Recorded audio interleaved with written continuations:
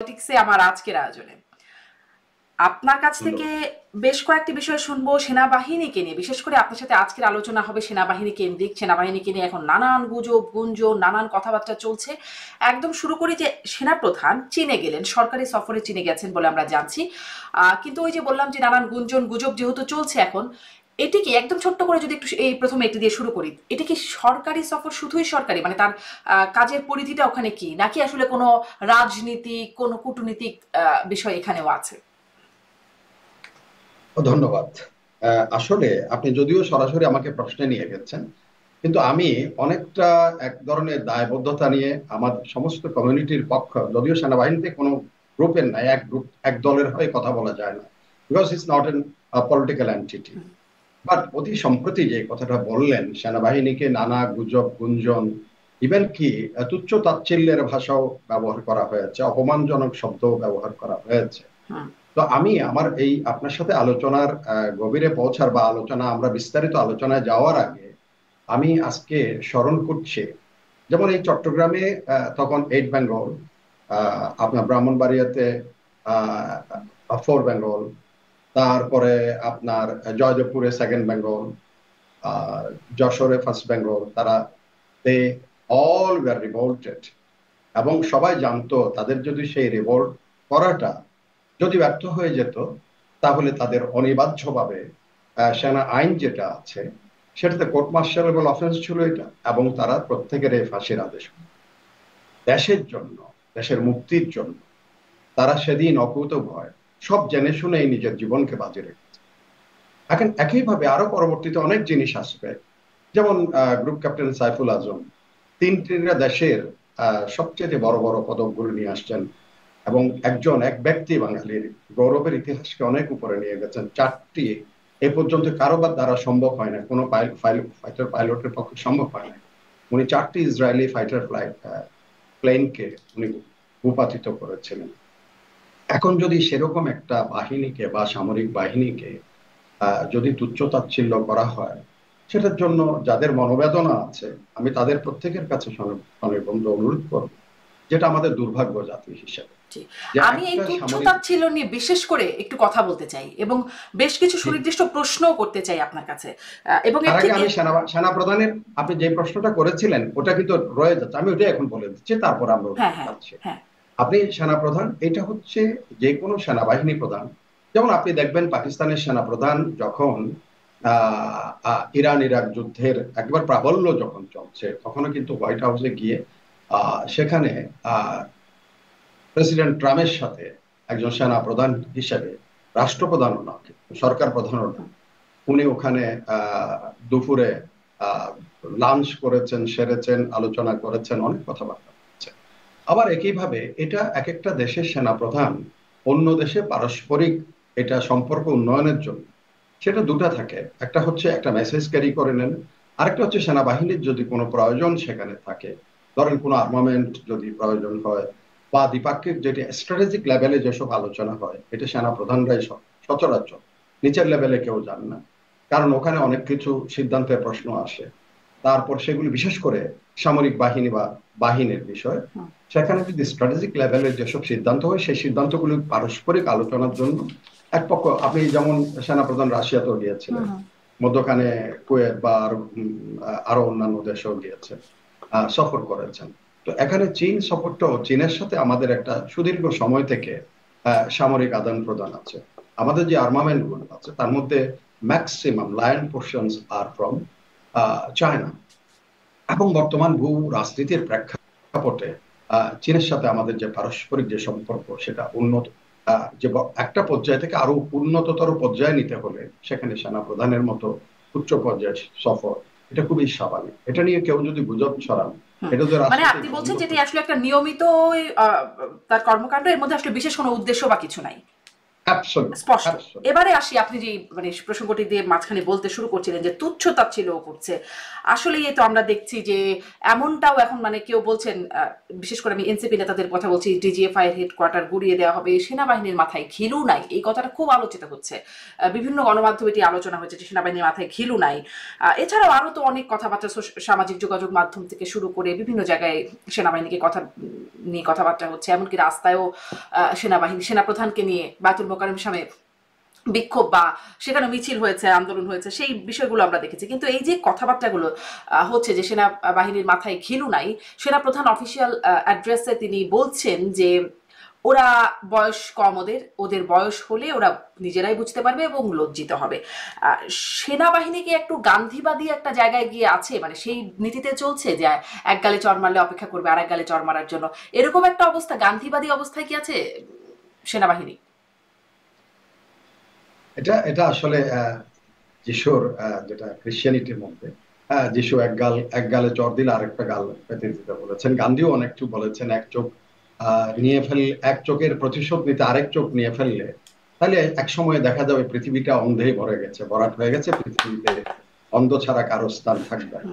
এক চোখের প্রতিশোধ নিতে আরেক চোখ যদি উৎপাদন করা হয়, আমি তোমার চোখ নিলাম, সে আমার চোখ নিল, এই করতে করতে বিশ্বব্যাপী অন্ধত্বের রাজত্ব কায়েম হবে।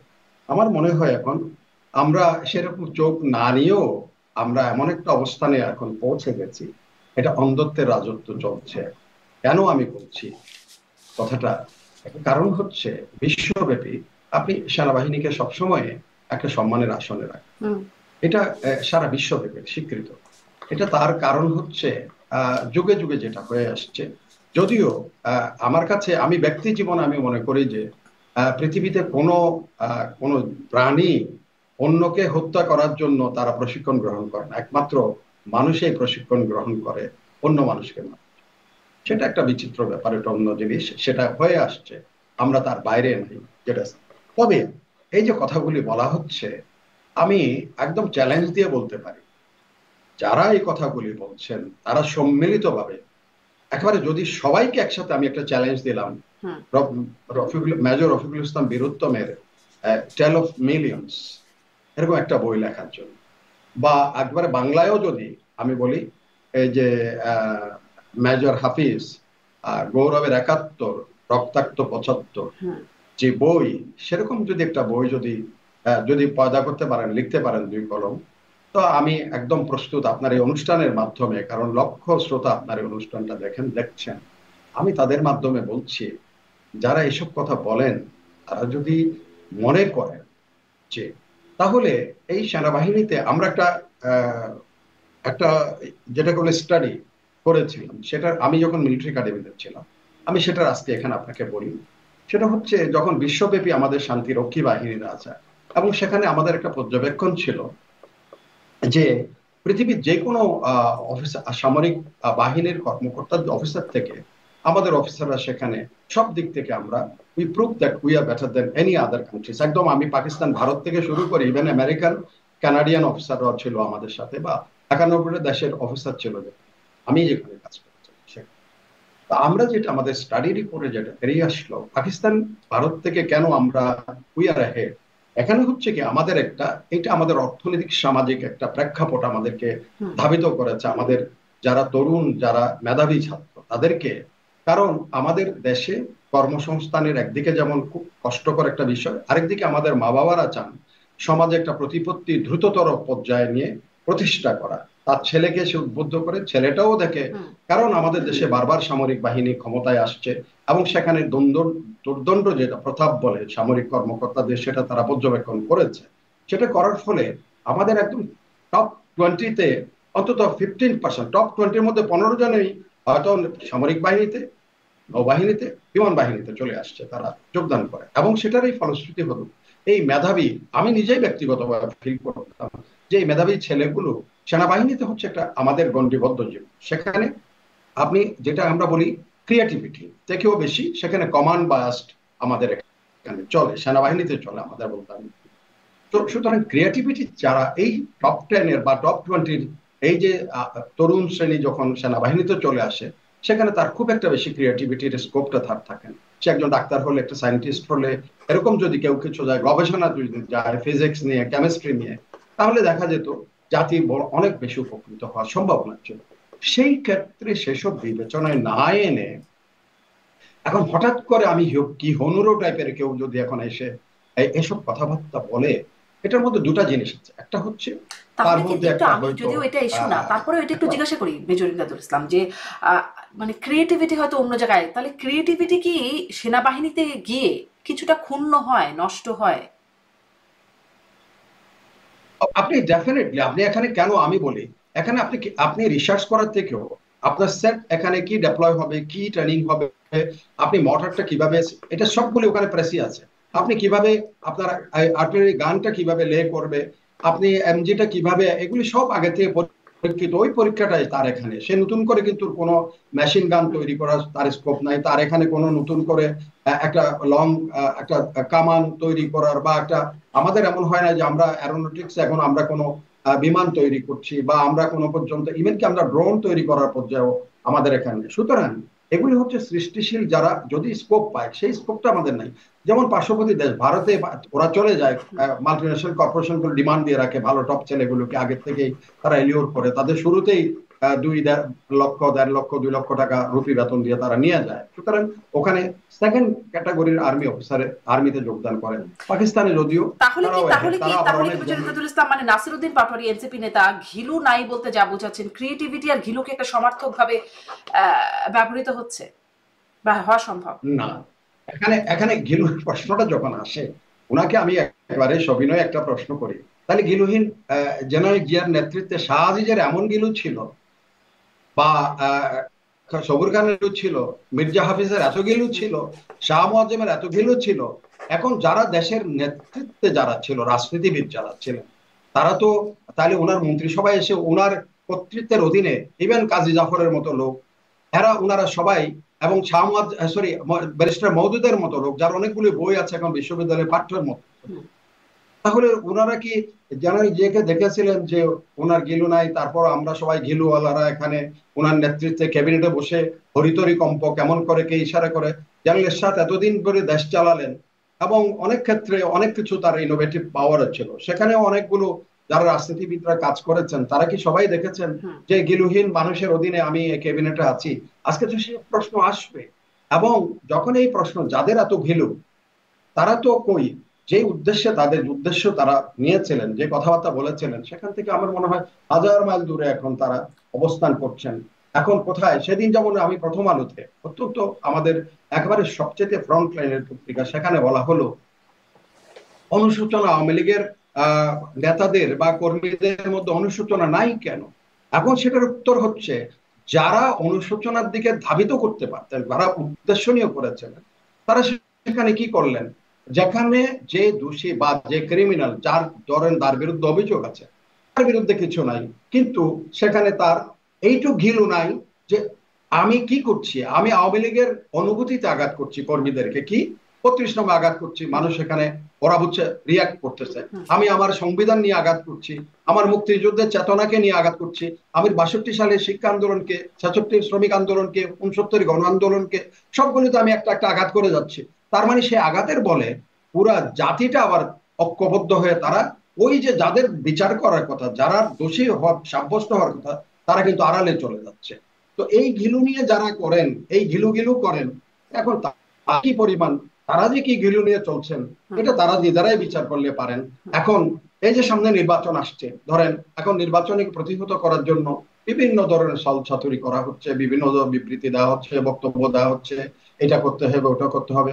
আনোয়ার হোসেন মঞ্জুর মতো ব্যক্তি সেদিন যে ধরনের উচ্চারণ করলেন, আমার তো মনে হয় উনি অত্যন্ত, যে বিগত 54 বছরে একটা জাতি এরকম অপমানিত হয়নি, প্রকাশ্যে বললেন, আমরা শুনলাম, এবং আরো স্ল্যাং যেগুলি ব্যবহার করছে আমি নাই বা সেগুলি এখানে ব্যবহার করলাম, যে কিছু লোক বসে বসে বসে বসে দলিল দস্তাবেজ খালি লিখতেছে, বই লিখতেছে, বই, এই বই পড়বে কে? এটারও কোনো উত্তর নাই। এগুলি পড়বে কে? তার এগুলি বাস্তবায়ন পড়ে, আগে এগুলি পড়বেই বা কে? এই কথা যারা, যাদের মাথাতে নাই, তারা এখন সামরিক বাহিনীর কর্তৃত্ব নেতৃত্ব, that is a different thing. আমি যদি বলা হতো যে কর্তৃত্ব নিয়ে কথা বলছেন, that is a different thing.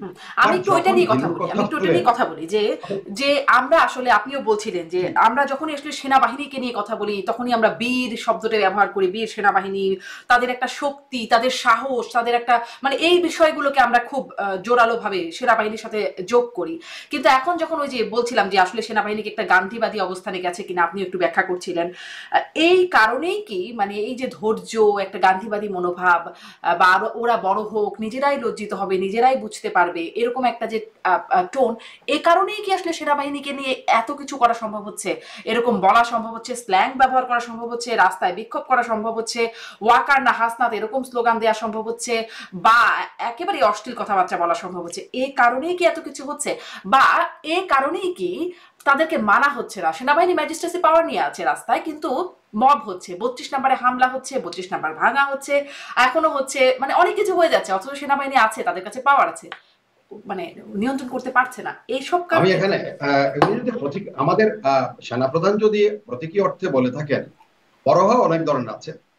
বড় হওয়া মানে বুড়া হয়ে যাওয়া না, বড় হওয়া মানে জ্ঞানে, শিক্ষা দীক্ষায়, সুশীলতা, বা নিজের মধ্যে এক ধরনের কালচারালি মানে সংস্কৃতিবান হওয়া, মানুষের সাথে কিভাবে কথা বলতে হবে সেগুলো শিক্ষা, এক ধরনের বড় হওয়া। সেই প্রতীকী অর্থে যদি বলে থাকেন, না, দ্যাট ইজ আমি তিনি আই বলেছেন যে নট। তারা, ওরা আমাদের সন্তানের বয়সী, ওদের বয়স না কম, মানে না বয়সটাকেও না, তিনি সন্তানের ইন্ডিকেট কি, ওদের করেছেন। অনেকের ছেলে মেয়ে হয়ে গেছে, তারা বহু আগে বিয়ে শাদী করেছে, তারা সংসারী হয়ে গেছে, সে অর্থে আমি আই উইল নট অ্যাকসেপ্ট। এটা হচ্ছে হয়তো যদি উনি প্রতীকী অর্থে বলে থাকেন যে এরা বড় হোক, বড় মানে ওদের মধ্যে প্রিভেল করুক, ওদের মধ্যে যেটা চেতনাবোধ জাগ্রত হোক, ওদের মধ্যে মানুষের মধ্যে যেটা, যেসব মানুষ বলে যে জ্ঞান বা শিক্ষা দীক্ষা, তার আচার আচরণ, এগুলো তার পরিবর্তন হোক, তখন হয়তো সে পিছন ফিরে দেখবে আমি কি বলেছিলাম। কিন্তু আপনি সেটা সেনাবাহিনী এইসব জিনিস নিয়ে এত এত গান্ধীবাদী নীতি সেনাবাহিনীর জন্য নয়। তাহলে তো আমি যুদ্ধের মাঠে গিয়ে, আরে তারা বুঝতেছে না আমাদের দেশে ঢুকে পড়ছে, এখন আমি কেন তারে গুলি করব, এই ধরনের বিষয় টিষয় চলে আসবে। এখন হচ্ছে আপনি আহ, যে আহ, এখানে হচ্ছে সেই জিনিসটা লাই দেওয়ার অর্থ হচ্ছে একটা পুরা আপনি আপনি অপমান করছেন। যেমন আমি গতকাল মাসুদ কামালের অত্যন্ত প্রখ্যাত সাংবাদিক, উনি অনেক কথাবার্তা বলেন, উনি বলছিলেন যে জেনারেল ওয়াকারের প্রতি আমার অনেক সম্মান শ্রদ্ধা আছে, উনি অনেক কিছু, সবকিছু বিজ্ঞের মতো সবকিছু চালিয়েছেন। এবং তো সে, উনি বললেন যে বিদেশে গিয়ে সামরিক বাহিনী বিদেশে গিয়ে বিভিন্ন সমরাস্ত্র কারখানা প্রদর্শনীগুলি দেখে টেকে সেখান থেকে কিছুগুলি নিয়ে আসছে, তারপরে সে এটা দেশে এনে সেটা জনগণের মাথায় ধরে, এই কথাটা কিন্তু বলেছেন। তো উনি বলছেন কই ভাই, তাইলে 3 তারিখ 4 তারিখ 5 তারিখ তো কই তারা জনগণের দিকে ধরে নাই, ধরলে তো আপনারা আর কোনো খবর ছিল না আপনাদের এখানে, কইটা তো ধরেন নাই, জনগণের দিকে ধরেন নাই, বরং উল্টা 3 তারিখে আমাদের নুরুল কবির, অত্যন্ত প্রখ্যাত নিউ এজ পত্রিকার সম্পাদক, ওনার একটা কথা আমি আপনার এখানে আবার ব্যক্ত করছি। উনি বলছেন যে 3 তারিখ অগাস্ট 3 অগাস্ট 24 দুপুর, অর্থাৎ দুপুর গড়িয়ে যাওয়ার আগ মুহূর্ত পর্যন্ত বহু হাজার স্লোগান বাংলাদেশের মাটিতে হয়েছে, কিন্তু তা এই একটা স্লোগানও কিন্তু সেখানে প্রধানমন্ত্রীর পদত্যাগ দাবি করা হয় নাই।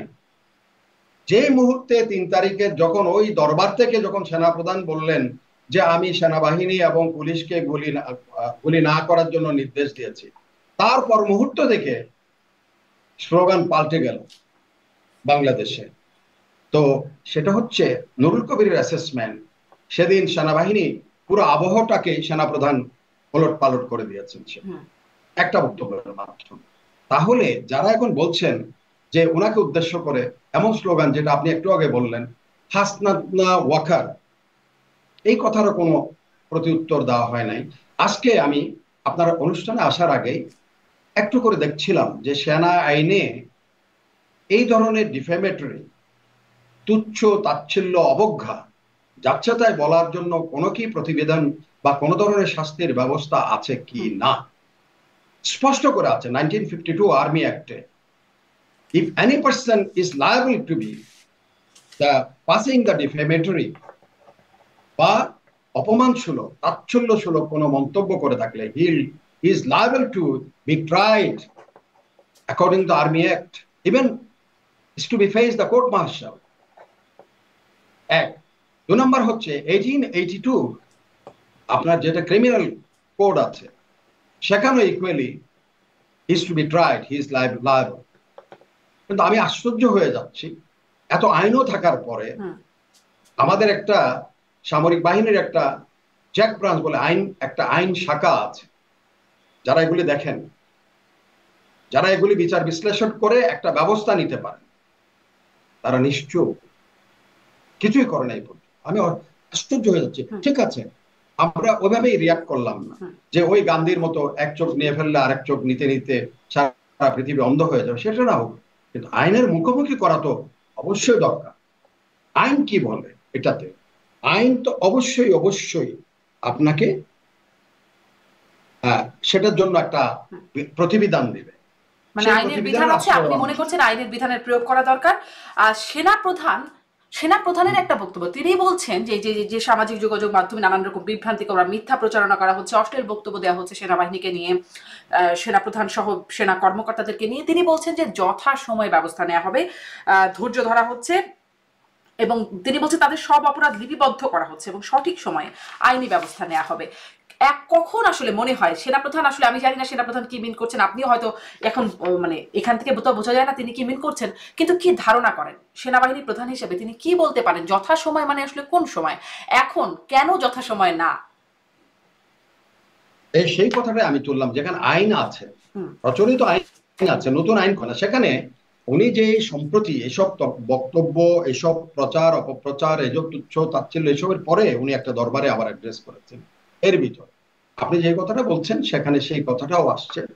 সেখানে উনি বলছেন nothing is going unregistered, nothing is going unregistered. কিন্তু কথা হচ্ছে আপনার এই সেনাবাহিনীর যখন ভবিষ্যৎ প্রজন্ম পিছন ফিরে দেখবে, তারা কিন্তু এখানে এক ধরনের একটা ইয়ের মধ্যে পড়ে যাবে, মানসিক দ্বন্দ্বের মধ্যে পড়বে।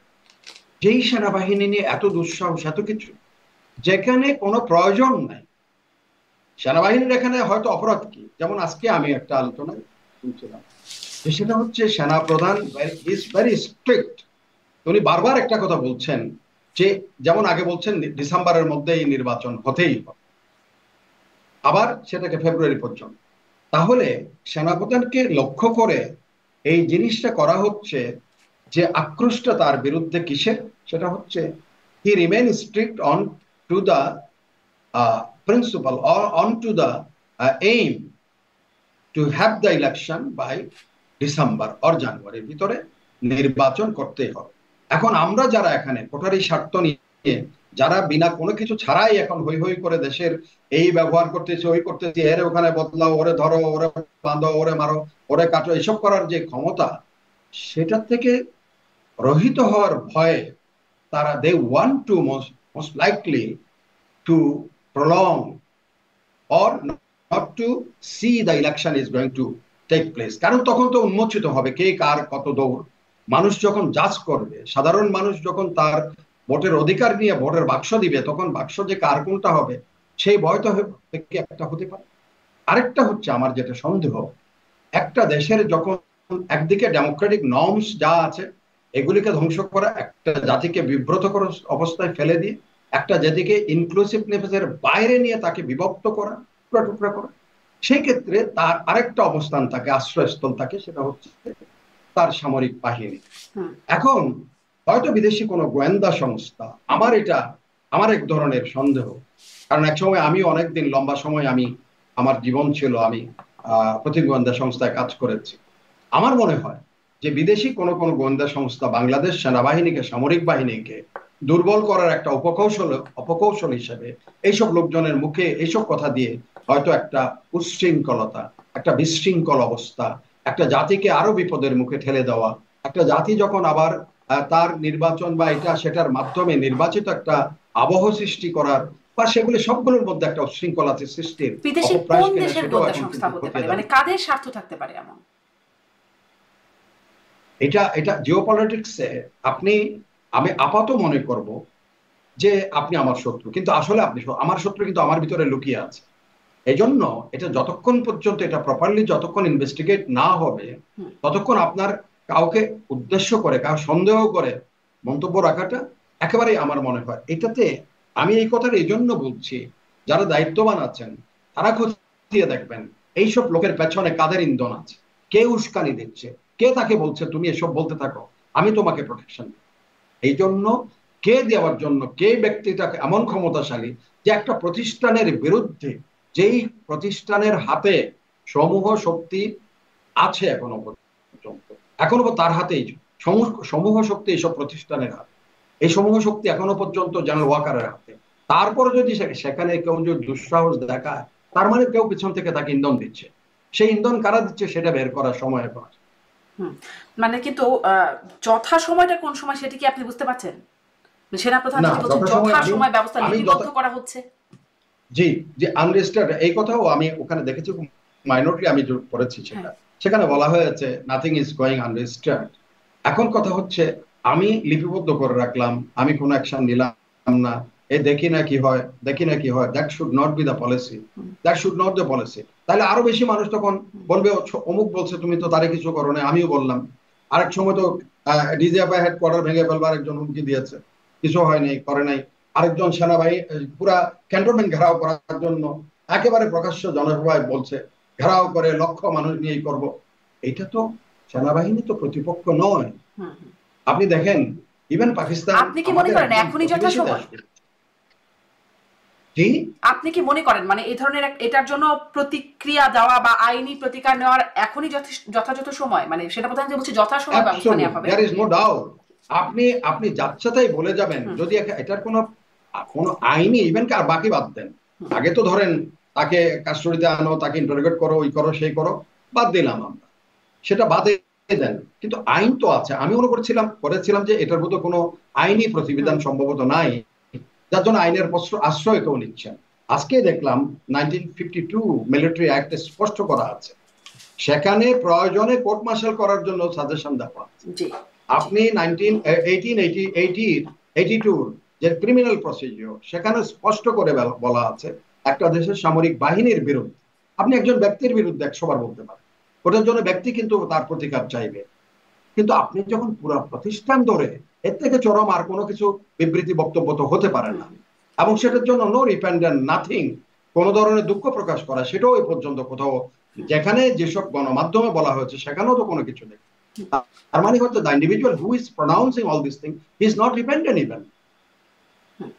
জি, স্পষ্ট। একটু আসি যে এই যে নানান গুঞ্জন যেটি দিয়ে শুরু করলাম সবকিছুর মধ্যেই চলছে, আগে মানে প্রায়ই এই গুঞ্জনটি আসছে যে সেনাপ্রধানকে সরিয়ে দেওয়া হতে পারে, নতুন সেনাপ্রধান মানে মানে কু হতে পারে, কু এই এটা একটা সেদিন দেখলাম একজন অনুসন্ধানী সাংবাদিক তার সামাজিক যোগাযোগ মাধ্যমে বেশ ট্রল করে লিখেছেন। একটা গান চলছে বাংলাদেশের নায়ক শাকিব খান অভিনীত একটা সিনেমা, সেখানে একটা গান দুষ্টু কোকিল ডাকে রে কু কু কু কু, তো এরকম কতজন মানুষের ছবি দিয়ে বলছেন যে কু কু কু কু তারা ডাকছে সবসময়। আসলে কি মানে আমরা দেখছি তো ভারতীয় গণমাধ্যম থেকে শুরু করে আবারও সেই ইউটিউবার বা সামাজিক যোগাযোগ মাধ্যম বা বিভিন্ন ব্যক্তি যারা আসলে দায়িত্বশীল ব্যক্তিও আছেন যারা এই বিষয়টা বলছেন, আসলে কি কিছু ঘটছে সেনাবাহিনীর ভেতরে? কুয়ের কোনো চেষ্টা বারবার হচ্ছে বা সফল হচ্ছে না, এরকম কিছু কি হচ্ছে? না, এটা যেমন ধরেন একটা জিনিস এখানে সামনে আসছে, এই গুজবের ডালফালা বিস্তার লাভ করার মতো কিছু কিছু অনুষঙ্গ আমাদের এই ইট ইজ প্রিভেইলিং, এটা দেখা যাচ্ছে। যেমন এক সময় বাজারে একটা গুজব ছিল যে আমাদের বর্তমান মহামান্য রাষ্ট্রপতি যিনি আছেন, ইনাকে সরিয়ে দেওয়ার জন্য বঙ্গবন ঘেরাওর একটা প্রচেষ্টা, আপনার যদি মনে থাকে, বঙ্গবন ঘেরাও করার জন্য একদিন হলো, তারপর দিন দ্বিতীয় দিন বড় সড় ঘোষণা, পর সেদিন সেনাবাহিনীর বিপুল উপস্থিতি ওখানে, আমি বলবো কার্যকর উপস্থিতি দেখে যারা এই কাণ্ড করতেছেন তারা একেবারেই শটান শুধু পিছনে হটে গেছে, আর কোনো শব্দ নাই, কিচ্ছু নাই।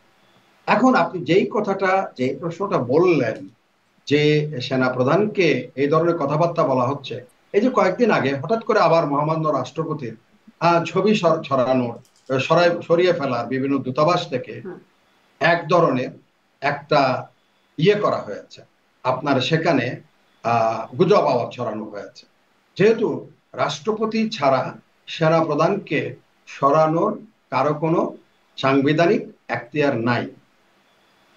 এবং আরো একটা জিনিস আছে, সেটা হচ্ছে আপনার সেনাপ্রধান চাইলে সেখানে আরো কিছু কিছু রাষ্ট্রপতির মাধ্যমে কিছু কিছু ব্যবস্থা, সাংবিধানিক ব্যবস্থা নিতা। এবং বলা হচ্ছিল যে এটা হয়তো মহামান্য রাষ্ট্রপতির বা দুজনের মধ্যে সম্পর্কের কারণে না এটা করা হচ্ছে যাচ্ছে, না এটা করা যাচ্ছে। সুতরাং সেটা যখন এই কথাটা আসলো বাজারে, একেবারেই ছড়িয়ে গেল সোশ্যাল মিডিয়াতে বেশি করে, কি হলো সেটা, যে এটা হলো পূর্ব সংকেত। মহামান্য রাষ্ট্রপতিকে ছবি সরানোর পরেই রাষ্ট্রপতিকে সরানো হবে, তারপরে বাকি বাকি ব্যবস্থা, এই ধরনের কথাবার্তা এগুলো। তো আমি যেটা বললাম, হয়তো এই যে মন্তব্যগুলো, এই যে বক্তব্যগুলো, এগুলো হয়তো হয়তো আমরা বলি অ্যাসিড টেস্ট, এক ধরনের বলে দেখি কি কি হয়।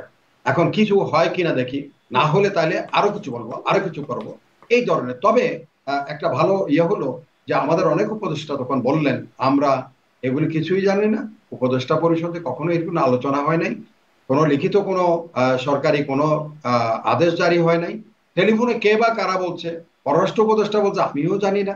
তার মানে এখানে কে করছে সেটাও কারো স্বীকৃতি নাই, কেউ স্বীকার করছে না। তার মানে হচ্ছে এইসব প্রচার প্রপাগান্ডার মাধ্যমে একটা এগুলি হলো টেস্ট করে দেখা কি হয়, প্রতিক্রিয়াটা কি হয় কি হয়। আমার মনে হয় সেই পর্যায়ে এগুলি জিনিসগুলো আচ্ছা, রয়ে গেছে। এটাও কি তাহলে আর একটা অ্যাসিড টেস্ট সেনাপ্রধানকে কিনা? মাঝখানে এরকম একটা বার্তা শোনা গেল যে সেনাপ্রধানকে সরিয়ে সেনাপ্রধান হবেন গোলাম আজম পুত্র ব্রিগেডিয়ার আমান আজমি। এই গুঞ্জনটাও কতদিন চললো, তারপরে তিনি তার ফেসবুক পোস্টে বললেন যে আসলে এটি গুজব, এরকমটা কিছু না। কিন্তু এটাও কি একটা অ্যাসিড টেস্ট? এরকম গুজবই ছড়ানোর কারণ কি? না, সেটা হচ্ছে একেবারে আমি বলবো যে ডে ড্রিমন, মানুষ বললেন দিবা স্বপ্ন, সেটাও হওয়ার কোনো স্কোপ নাই। কারণ উনি বহু আগেই উনি সেনাবাহিনী থেকে উনাকে নিয়ে যে গুজবটা ছড়িয়েছেন, যারা ছড়িয়েছেন তারা এটা হয়তো বোকার স্বর্গে, আমি বলবো যে বোকার স্বর্গে বসবাস। গুজব ছড়ানোর কতগুলি আহ নিয়ম কানুন থাকবে, কি দিয়ে মানুষকে গুজবটা ছড়াবো। তো ওই গুজবগুলি হচ্ছে হয়তো এটা তার প্রতিপক্ষ তার মধ্যে সে ওরকম অ্যাম্বিশাস বলেও আমার মনে হয় না কখনো। বাট এটা এই গুজবটা একেবারে যাচ্ছেতাই। তবে এটা একটা একটা বাহিনীকে নিয়ে এই গুজবগুলি ছড়ানো হচ্ছে। বাট এটা হলো নৈতিক এবং আমি বলবো যে একেবারেই আপনার অর্পিত দায়িত্ব থেকে একটা দায়িত্ব, যে যারা এই গুজবগুলি ছড়াচ্ছে তাদেরকে to bring them into the justice. আপনি তাদের কিছুই করছেন না, গুজব ছড়িয়ে যাচ্ছে কতগুলি একটা সংস্থা সম্বন্ধে আপনি, অথচ আমি সারা পৃথিবীতে আমি বিশ্বাস করবেন না সামরিক বাহিনীর যে মর্যাদা, আমি আমার আজকে মনে হয় যেহেতু আমি I belongs to the same community, আমি অনেকদিন চাকরি করেছি এবং আমার জীবনের আমি বলো আমি কেন, যারা আমার বক্তব্য শুনবে বা সামরিক বাহিনী যারা অবসরপ্রাপ্ত আছেন বা আপনার এই প্রোগ্রাম কিন্তু আমাদের গ্যারিসনের ম্যাক্সিমাম, কারণ আমি যখন প্রতিক্রিয়াগুলি দেখি টেলিফোনে শুনি কি হয়েছে না হয়েছে, তো আমি আমি তখন বুঝলাম এই আপনার এই প্রোগ্রামটা majority of the people they enjoy, they see, they form their opinion. সেখানে তাদের একটা যে এই যে মনোকষ্টের বিষয়টা, সেজন্য আমি বলছিলাম যে আমি একটা মরাল অব্লিগেশন, নৈতিক একটা দায়িত্ব নিয়ে আপনার এই অনুষ্ঠানের মুখোমুখি হয়েছি। হয়তো সবার পক্ষে কথা বলা এটাকে বলা হয় মিউটিনি, এটা সেটা না। আমি আমার ব্যক্তি অবস্থান থেকে আমি যে কষ্ট পেয়েছি, সেই কষ্ট অন্যরা যারা পেয়েছেন তারাও হয়তো মনে করবেন যে হ্যাঁ এটা হওয়া উচিত।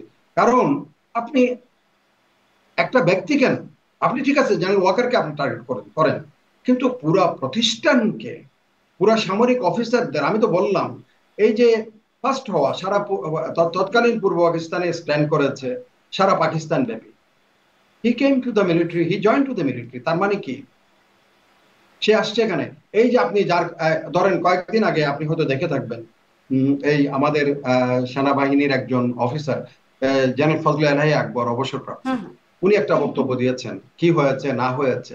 উনার ব্যাকগ্রাউন্ড যদি কেউ জেনে থাকেন, উনি ওই যে ব্রিটেন থেকে ক্যাম্বারলি থেকে উনার স্টাফ কলেজ করেছেন, ওই আমেরিকাতে ওনার arm force army war college করেছেন।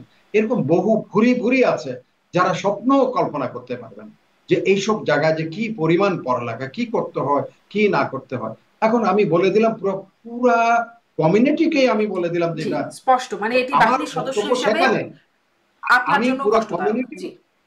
কমিউনিটির উপর এটা যদি বলতেন যে একজন ব্যক্তিকে, আমি একজন ব্যক্তি হিসেবে বলতে পারি যে আমি খুব খারাপ, আমি কিচ্ছু জানি না, আপনার এই পালস অফ পলিটিক্সে তারপরও আমাকে আনতেছে একটা গাদাকে নিয়ে আসতেছে এখানে, আমি বলবো যে ভাই আমাকে গাদা বলছে, আমার বক্তব্য থেকে সে মনে করছে যে আমি গাদাই, তো আমার গাধা বলছে, তাতে কিছু নেই। কিন্তু আমার কারণে আমার পুরো কমিউনিটিকে যদি কেউ গাল দেয়, that is I am the last man to accept জি, ইট এন্ড টু একদম কনসিডার। স্পষ্ট, একদম স্পষ্ট। একটু পরের আরেকটা প্রসঙ্গেও যাই, হয়তো আবারও এই প্রসঙ্গের দিকে আসবো বিভিন্ন আলোচনার মাধ্যমে। সম্প্রতি গেল 19শে মে 2025-এর খবর দেখছিলাম, ডন পত্রিকায় বলা হচ্ছে পাকিস্তান মুসলিম লীগের সিনিয়র নেতা ও সাবেক সেনেটর অবসরপ্রাপ্ত লেফটেন্যান্ট জেনারেল আব্দুল কাইয়ুম বাংলাদেশ ও পাকিস্তানের মধ্যে একটি কনফেডারেশন প্রতিষ্ঠার প্রস্তাব দিয়েছেন। মানে আমি বাংলায় যদি বলি, যদি উভয় দেশ চায় তাহলে তারা সাংবিধানিক কনফেডারেশন গঠন করতে পারে এবং একযোগে তাদের জনগণের অর্থনৈতিক সমৃদ্ধির জন্য কাজ করতে পারে। পাকিস্তান বাংলাদেশ সেনাবাহিনীকে পূর্ণ সামরিক প্রশিক্ষণ সহায়তা দিতে প্রস্তুত। এটা জেনারেল কাইয়ুমের ভাষ্য, আমি একটু কোট করছিলাম।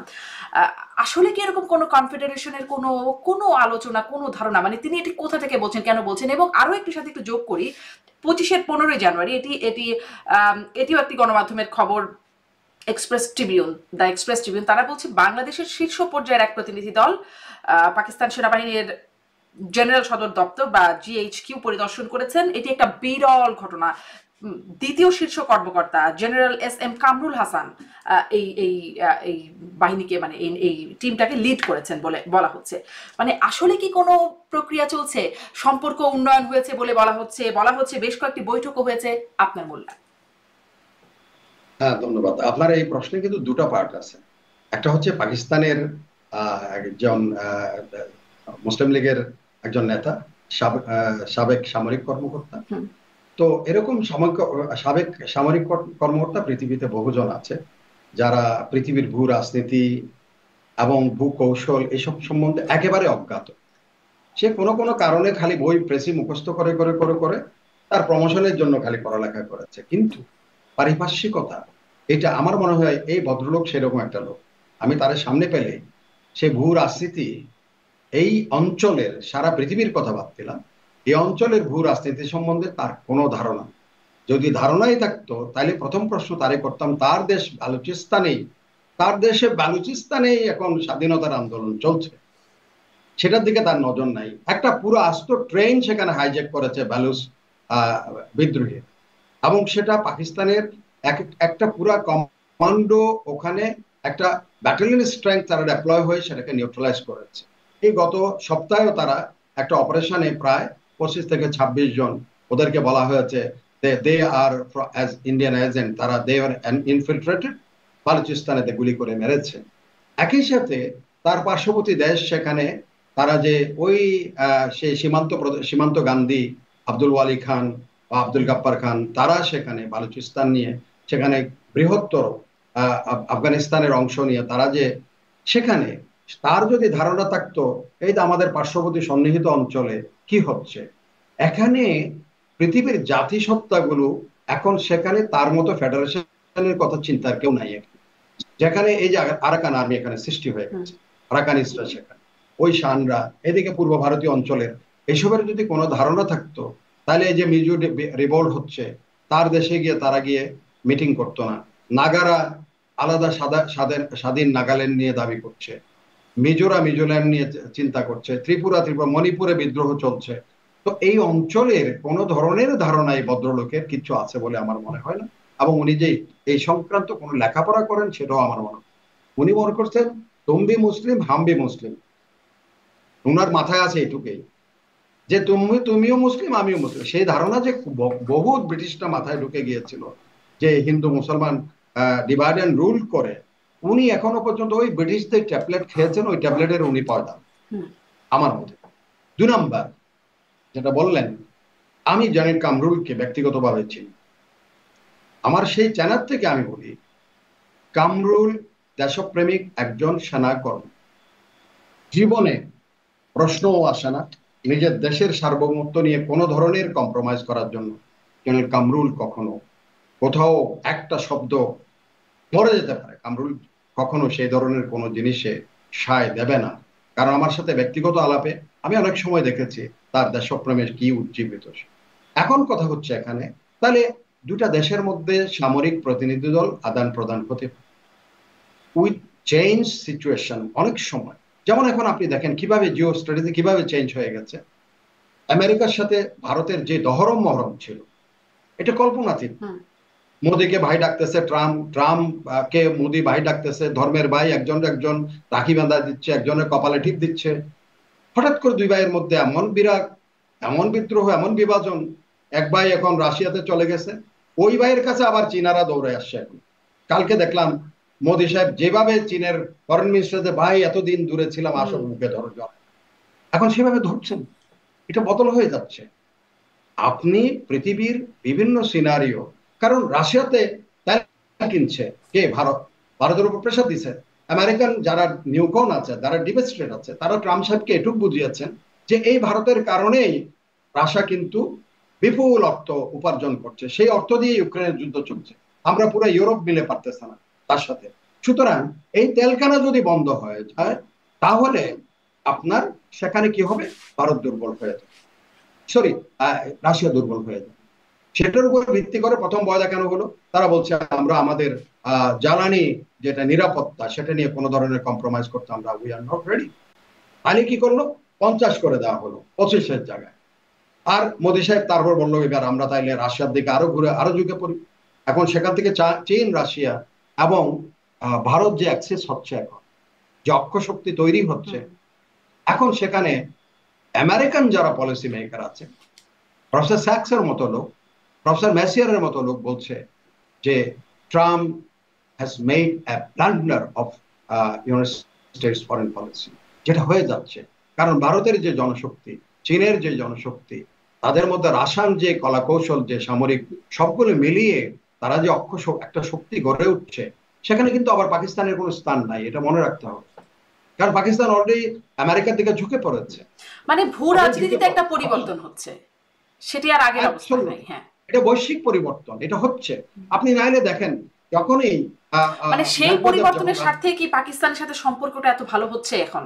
আমাদের আমাদেরও একটা পরিবর্তন তার অংশ। এটা এখনো বলা যাচ্ছে না। এটা কেন বলা যাচ্ছে না আমি আপনাকে বলি।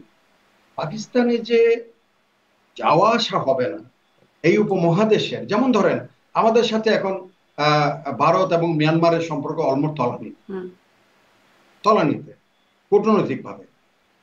তো সেখানে পাকিস্তান আছে দূরে, হয়তো সেখানে পাকিস্তানের সাথে একটা তারা আমন্ত্রণ জানাবে এখন, যেমন কালকে পাকিস্তানের উপপ্রধানমন্ত্রী বাংলাদেশে আসছে, আগামীকাল আসছে, 3 দিনের সফর করবে। তার মানে হচ্ছে ইটস এভরি কান্ট্রি, সে কূটনৈতিক ভাবে, অর্থনৈতিক ভাবে সে প্রথম চিন্তা করবে কি কি অর্থনৈতিক ভাবে আমার এখানে কি কি আমি সম্পর্ক স্থাপন করতে পারি বাণিজ্যের মাধ্যমে। তারপর সে চিন্তা করবে তার জিও স্টাডিজে, ভূকৌশলগত অবস্থানে গিয়ে বাংলাদেশের সাথে আমার সম্পর্ক করলে আমি কি কি করতে পারি, আমার কোন কোন শত্রুর বিরুদ্ধে হয়তো আমি একটা অবস্থান দৃঢ় করতে পারি। এটা প্রত্যেকটা দেশ করে পৃথিবীর। এটা কোনো দেশকে আপনি একেবারে ইন্ডিভিজুয়াল একটা দেশকে যদি কেউ যদি মার্ক করে বা নির্দিষ্ট করে, that is not a fair deal in diplomacy and in the economic যে ডিপ্লোমেসি আছে তার মধ্যে। আপনি এখানে কত স্মার্টলি আপনার স্বার্থ আদায় করে নিতে পারবেন। আমার মনে হয় জন কামরুল সেখানে is a very smart officer, সে আমাদের স্বার্থের জন্য সেখানে দেন দরবার কথা বলবে, হয়তো বলেছে, জানি না কি বলা হয়েছে সেখানে। যেমন আমেরিকার সাথে আমাদের এখন এই যে ট্যারিফ নিয়ে আমরা 19-20% হয়েছে, আমরা হইচই একদম বিরাট বিরাট হয়ে গেছে, কিন্তু আমরা এখনো জানি না কি হয়েছে, কি শর্তে আমাদের মধ্যে এই চুক্তিটা হয়েছে, তারা আমাদের কমিয়েছে। সেখানে এখন কিছু জিজ্ঞেস করলে বলা হয় এনডিএ, নন ডিসক্লোজার এগ্রিমেন্ট করা হয়েছে একটা, আমরা বলতে পারতেছি না, কিন্তু আল্লাহ জানে কি কি ওখানের ভিতরে কোন কোন শর্তে আমরা এটাকে সাইন করেছি। সুতরাং কিছু জিনিস আছে যেগুলো আপনি এখন বলতে পারেন না যে গায়ে হাত দিলে যে গা গরম তাহলে বুঝতে হবে যে জ্বর আসছে। আমরা এখন একটু একটু হাত দিচ্ছি, মনে হচ্ছে যে কিছু কিছু জ্বর আছে, এখানে কি এনডিএ, নাহলে আমি কেন নন ডিসক্লোজার এগ্রিমেন্ট সাইন করবো? এমন কোন জিনিস ওখানে আমি সাইন করেছি যেটা জাতি জানলে আমার বিরুদ্ধে বলবে যে তুমি এটা কেন সাইন করেছো। But nobody is given the mandate to sign against anything which will be harmful in the future course of action to the nation. জাতির জন্য অমঙ্গলজনক, জাতির জন্য ক্ষতিকর কিছু এখানে কাউকে সাইন করার জন্য কোনো ম্যান্ডেট বর্তমান সরকার তো নয়ই, কারণ এরা ইন্টারিম গভর্নমেন্ট, অন্তর্বর্তীকালীন, জনগণের দ্বারা নির্বাচিত সরকার নন। সুতরাং এমন কিছু করা উচিত নয়। সেই দৃষ্টিকোণ থেকে আমার মনে হয় এই যে পারস্পরিক আসা যাওয়া, এটা ওইভাবে একজন যেমন তারে বলা যায়, সে এমন কথা বলার আগে 10 বার চিন্তা করা উচিত ছিল। এমন কোনো প্রেক্ষাপট সৃষ্টি হয় নাই যে এখানে আমাদের মধ্যে বরং hour economy is far head, পাকিস্তানের থেকে আমাদের পাকিস্তানের পার ডলার পাকিস্তানের কত টাকা জানেন? কত? আমি সেদিন হুম, আমি আমি বলি আমি এই যে আমি কেন আমি ওমরা করেছি। My driver from Pakistan, very learned boy, hmm, Pakistan লেখাপড়া করেছে, লাহোরে তার বাড়ি। কথায় কথা বলে যে স্যার আমাদের ডলারের দাম কত। আমি বললাম যে আমাদের তো 90-90 থেকে লাভ দিয়ে একবারে 119-20-এ চলে গেছে। হুম। সে বলে স্যার আমার এখানে তার 200 টাকা, 200 রুপির উপরে পার ডলার। তার মানে ইকোনমিক্যালি আপনি দেখেন আমরা কত আগে আছে, জি, আমাদের দেশ জি, অর্থনৈতিক ভাবে কত এগিয়ে। আমার একদমই, জিডিপি একদমই। কত, আমি কেন তার সাথে মিশতে যাই? আমি তার সাথে কোন দুঃখে তার সাথে জি, গাঁট জি, বন্ধন মানে করতে বহুদিন যাবো? ধরে এই অর্থনৈতিক অবস্থা পাকিস্তানের চাইতে আমাদের ভালো। তারপরও অনেক পাকিস্তানের বেশি সাথে ভালো। এখন সম্পর্ক উন্নয়নের যে জায়গাটা দেখা যাচ্ছে, আমি একটু আরেকটা জায়গা থেকে একটু আসি। সম্প্রতি মির্জা ফখরুল ইসলাম আলমগীর বলছেন, মানে পাকিস্তান তো আমাদের সাথে নানান কারণে পাকিস্তান আলোচিত, সেই ৭১ একটা মূল প্রসঙ্গ পাকিস্তান। এখানে মির্জা ফখরুল ইসলাম আলমগীর তো প্রায়ই বলছেন ৫ই আগস্টের পদে যে উগ্রবাদের বিস্তার ঘটছে, উত্থান ঘটছে, দক্ষিণ পন্থার উত্থান ঘটছে, এরকম কথাগুলো বলছেন তিনি। এই সাথে সাথে আরো একটি কথা বলেছেন জন্মাষ্টমীর আয়োজনে, যে ৭১কে ভুলিয়ে দেবার চেষ্টা করা হয়েছে। এর আগেও বিপ্লবীদের অনেকে ৭১ বনাম ২৪ করার চেষ্টা করা হচ্ছে, এই ধরনের কথা বলেছেন। মির্জা ফখরুল ইসলাম আলমগীর বললেন ৭১কে ভুলিয়ে দেওয়ার চেষ্টা করা হচ্ছে। আপনি কি তেমন কোনো প্রচেষ্টা আপনি দেখেন? ডেফিনেটলি এ ধরনের অপচেষ্টা অনেকবার হচ্ছে। মানে এগুলি আমি একটু আগে বলেছিলাম আপনাকে, যখন আমার ইমোশনের জায়গায় হাত দেওয়া হচ্ছে। আমাদের জাতির পুরো একটা জাতিসত্তার, আপনি যতই বলেন আমেরিকান ডে, ইন্ডিপেন্ডেন্স ডে কে নিয়ে তারা কখনো কোনো ধরনের কেউ কোনো হুম, কথা বলেন।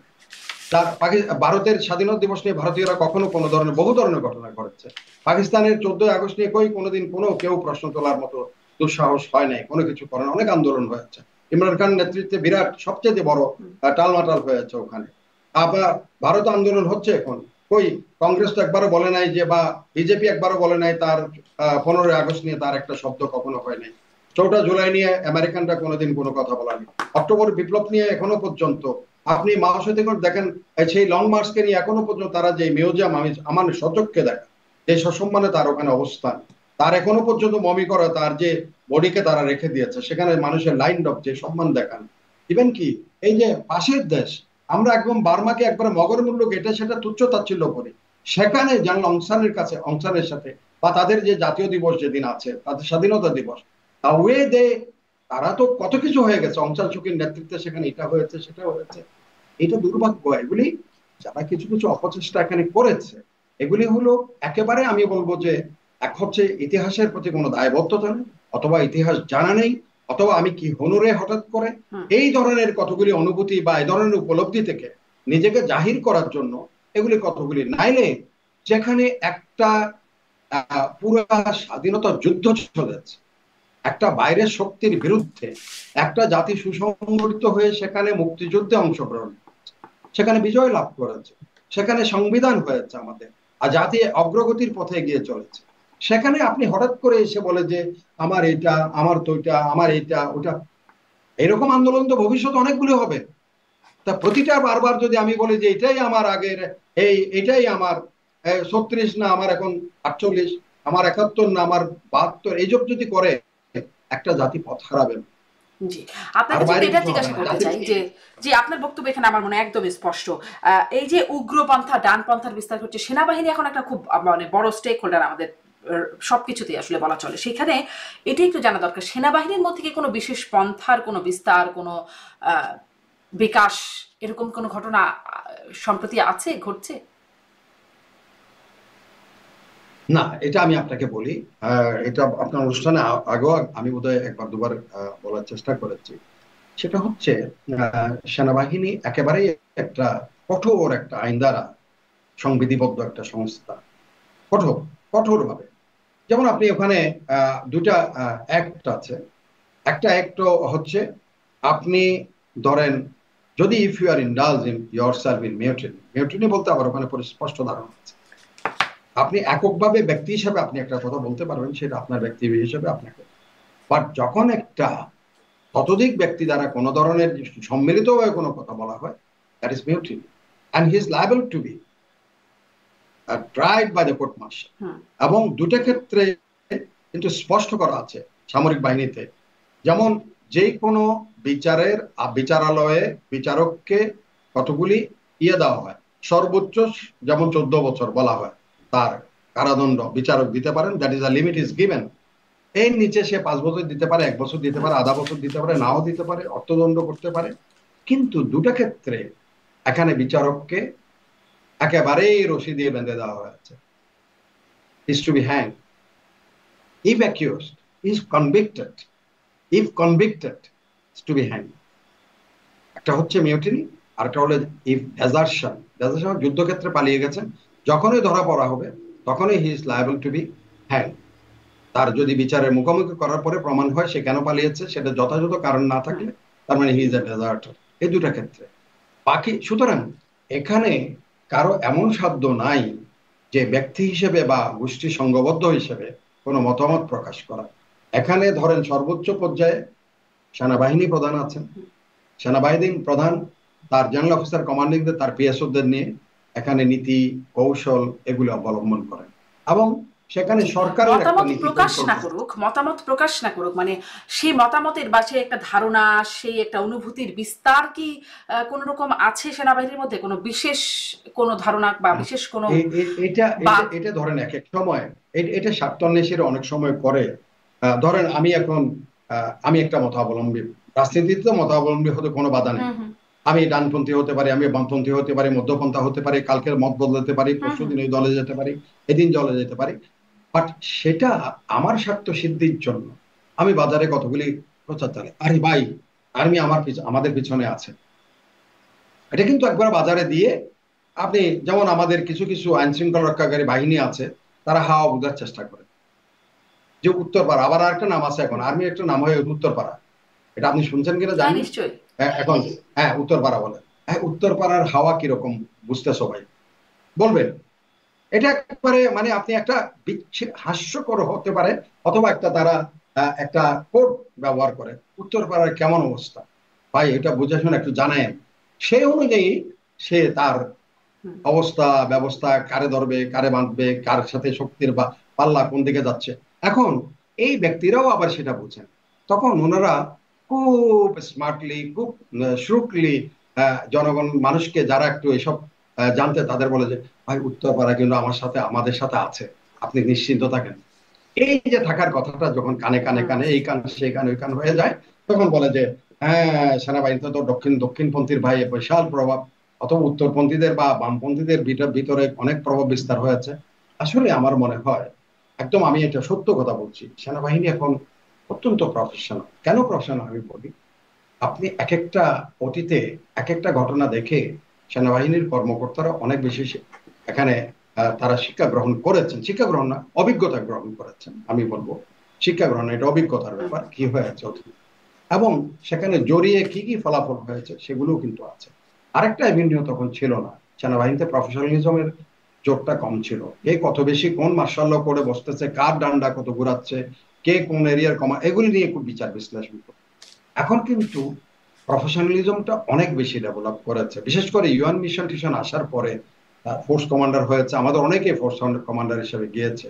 সেখানে they prove that they are the better general than other countries general. যেমন আমি আপনাকে একটু উদাহরণ দিই, এটা যারা এই সেনাবাহিনী কুৎসা রচনা তারা করেন, সোমালিয়াতে আমেরিকান কন্টিনজেন্ট ছিল, এটা ইতিহাসের কথা বলছি।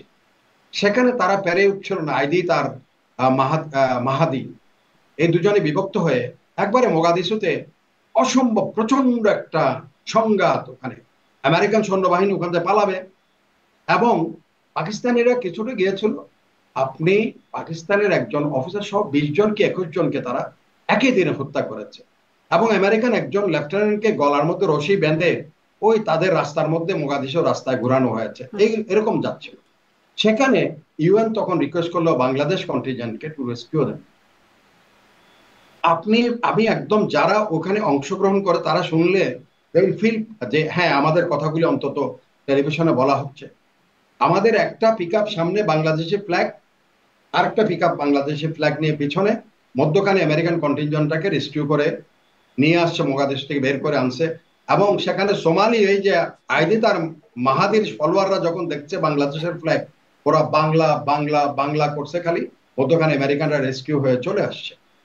This was the position. This is the position of Bangladesh Army. Definitely. আপনি কঙ্গোতে আরেকটা কি তার বলি মানে আমি আমার এই প্রশ্ন কারণে যদি আমি ওইখানে একটু সামারি করি, যে কোনো পন্থা, বিশেষ করে পন্থা, উগ্রপন্থা, দক্ষিণ পন্থা, এরকম কোনো পন্থার বিস্তার আপনি বলছেন না যে সেনাবাহিনীতে আছে? না, এটা যদি কারো মনেও থেকে থাকে, তার মানে আমি বলবো যে সে তার শপথের সাথে বিশ্বাসঘাতকতা করছে। যে শপথ দ্বারা অবদ্ধ, তার শপথ কি? তার মানে মহামান্য রাষ্ট্রপতির আদেশে জলে, স্থলে, অন্তরিক্ষে যেখানে যখন যাইবার আদেশ হইবে সেখানে যাইতে বাধ্য থাকিবে। এটা হচ্ছে শপথ, একদম স্পষ্ট করে আমি আপনাকে। সেখানে ওই তমুকের আদেশ শুনে তমুকের কথা ধরে বায়াসড হয়ে এদিকে যায়, এদিকে ঝুঁকে পড়া, ওদিকে ঝুঁকে পড়া, এটা যদি করে থাকে, তার মানে সে তার শপথের প্রতি অন্যায় করছে, জি, শপথ ভঙ্গ জি, করছে জি, এবং সেটা তো তার বটেই, নিজের সেটা প্রতি তো বটেই। অবিচার এটাই করছে। আমার প্রশ্ন ছিল যে আসলে বাস্তবতা কি, কেউ কি শপথের প্রতি, মানে বাহিনীর ভেতরে কি এরকম কোনো বিষয় আছে কিনা? যাক, মোটামুটি হয়তো স্পষ্ট দর্শকরা বুঝবেন নিশ্চয়ই বিষয়টা আপনার কথা থেকে। একটু একটা প্রসঙ্গে শেষের দিকে, একদম শেষের দিকে চলে আসছি। একটা প্রসঙ্গ রাজনীতিতে খুব আলোচনা হয়, বিশেষ করে আমরা যখন বিএনপির রাজনীতিবিদদের, সিনিয়র নেতাদেরকে পাই, আমরা জিজ্ঞাসা করি তারেক রহমান ফিরছেন না কেন। একটা বাজারে এরকম একটা কথা শুনছিলাম সেদিন একজন অ্যাক্টিভিস্টের সাথে কথা বলতে গিয়ে, যে সেনাবাহিনী ১/১১ সময় তারেক রহমানকে যারা নির্যাতন করেছেন তারা এখন সেনাবাহিনীর সিনিয়র কর্মকর্তা হিসেবে তারা এখন পদে আছেন। এটা একটা ইস্যু তৈরি করেছে। এরকম একটা কারণে তারেক রহমান ফিরছে না, তাদেরকে একটা বাইরে কোনো বিশেষ পদ, বিশেষ মানে রাষ্ট্রদূত বা এরকম কোনো মিশন টিশন এরকম কিছুতে পাঠালে পরে আসার ব্যবস্থা, মানে মানে এরকম একটা সেটেলমেন্টের ব্যবস্থা সামনে দরকার হলে তারপর তিনি আসবেন। আসলে কি এরকম কোনো সেনাবাহিনীতে কোনো বিষয়, মানে বিষয়টা কি একটু আপনার কাছে স্পষ্ট কোনো তথ্য আছে? এটা ধরেন অনেক কিছু থাকে যে ব্যক্তি আগ্রহে, ধরেন আমাকে যে অ্যাসাইন ডিউটি আছে তার বাইরে গিয়ে তো কোনো কোনো আগ্রহ থাকে। হুম। সেই আগ্রহ থেকে আমি যেটুকু জেনেছি, এই যারা এই ধারণাটা প্রচার করেছেন এটা একেবারে সর্বৈব মিথ্যা। যে ব্যক্তি কয়জন জড়িত ছিলেন, প্রথমত একজন তখনই চাকরিরত অবস্থা থেকে পালিয়েছে, তখন পালিয়েছেন। আমি যতটুকু জানি এটা ধরেন 96-তে বলে সম্ভবত, 91, 96-তে অথবা আওয়ামী লীগ দ্বিতীয়বার যখন ক্ষমতায় আসলো ওই ব্যক্তি তার ইউনিট থেকে পালিয়ে চলে গেছে। কেন পালিয়েছে এটা আমার শোনা কথা। উনি তখন না, এটা তো হচ্ছে বলা ১/১১ হচ্ছিল কথা বলছি, মানে 96-তে হবে কেন না পালাবে? না না না না না না 1/11 কথা আমি বলছি না, হ্যাঁ। আরো আগেই এই ঘটনা ঘটেছে।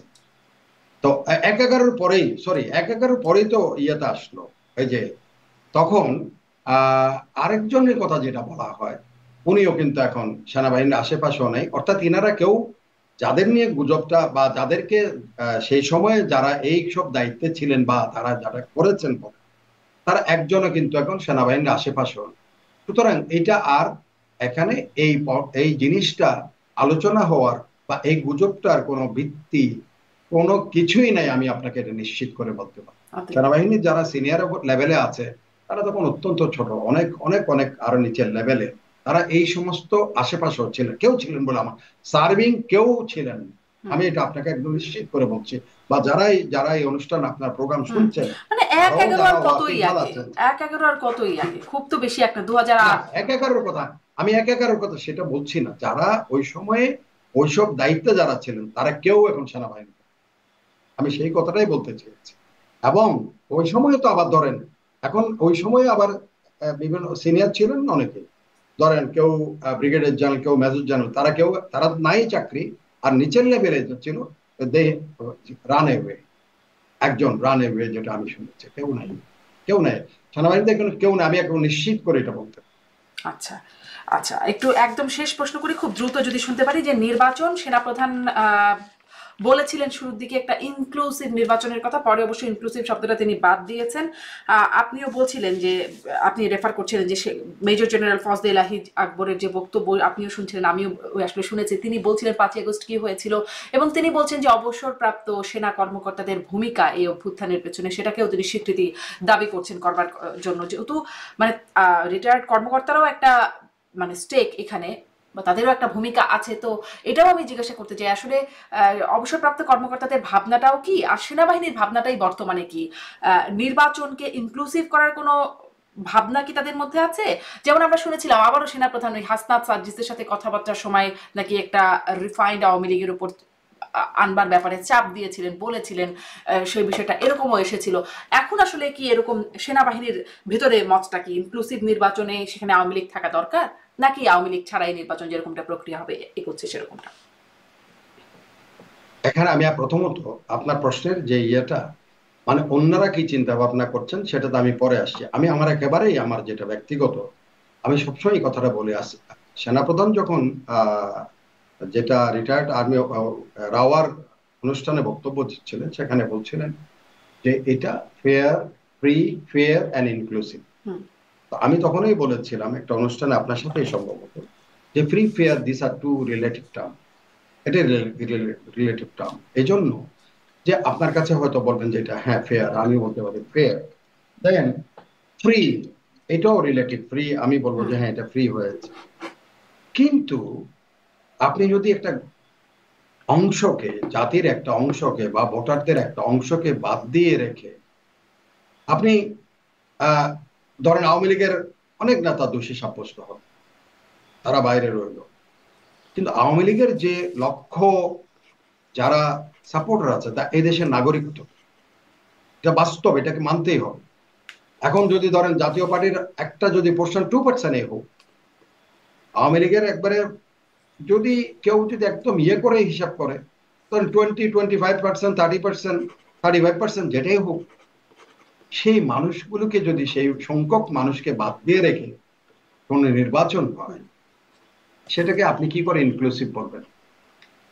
এবং যখন এই যে নির্বাচন যদি এরকম একটা অবস্থায় হয়, তাহলে যে কেউ একজন যুক্তি তুলতে পারবেন যে এটা তো ইনক্লুসিভ ইলেকশন হয় নাই, যেটা আওয়ামী লীগ করেছিল জি, এটা অন্য আপনার পার্টিদের বাদ ব্যক্তিগত দিয়ে। মতামতের কথা বলছেন, সেনাবাহিনী নো, মানে কিরকম মতামত তাদের মধ্যে আমি কোনো? আমি আমি না, আমি ওটাই আসছি, ওটাতে আসছি।